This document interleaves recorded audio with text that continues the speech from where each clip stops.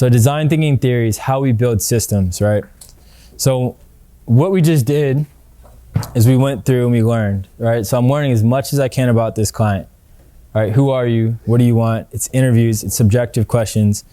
It's, I need to get all your data from your team. I need to understand where you're at. I need to understand your sport. I need to understand your home life. I need to understand those things. I'm learning, assessing. Now I'm looking at my options. All right, well, we can figure out like a time to train, or I could come to your school, or I could take your whole team, whatever it is. I'm assessing my options. Okay, now I'm building, so I'm creating the framework. So what does this actually look like? Because we just engaged here, and I hate business, so I think of everything in terms of value that I can offer.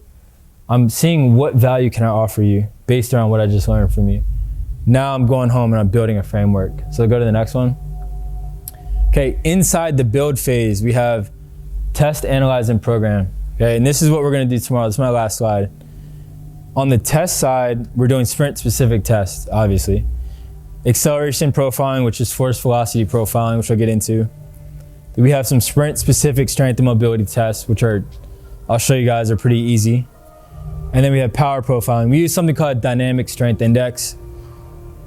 You guys can use whatever. I'll show you what we do. It works pretty well. Okay, then we analyze. So we built an algorithm to identify the physical need, identify the technical need. Okay, that's all it is. There's a lot that goes into these words here, but all we did was identify the physical need, identify the technical need.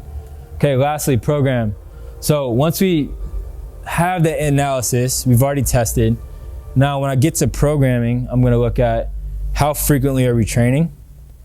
Then we're gonna look at using that test data to get specific loads and intensities. So maybe we're doing a heavy sled, but there's a very specific number I'm targeting. And then I'm gonna develop a cycle. Is it 3 weeks on, 1 week off, 2 weeks on, 1 week off, whatever it is. That's the entire system. I met with a guy that said, if you can't explain your business in 60 seconds to somebody, you shouldn't be in business. And I still can't do it, but I can do it for training now, right? And training, this makes sense to me. So each of these things has like 75,000 different levels you can go to. But in the end, you want to be able to group it, because what happens is you meet somebody, you offer all these things, you meet somebody, and all they need is like something basic, because you learn what they need and you assess it, and you realize all they need is something very, very, very small. What's the point of going through all that depth, right? So we're assessing and we're seeing, we're learning what to actually pitch to that person, to that client. And honestly, like, again, I hate business, but every time you engage an athlete, you're pitching that athlete on what you're gonna do for them. And you're making a promise that's gonna be pretty meaningful to them, because you don't get that time back. We all remember like being 16, like there's a short window to be like really, really, really good at something, or just like watch your homies on TV. You know, a lot of us miss that window. But imagine if we had the right information at the right time. So we have a responsibility. So what I think is, like, if you break it down into these phases, that responsibility becomes more of a conversation, more of a process, more of a system.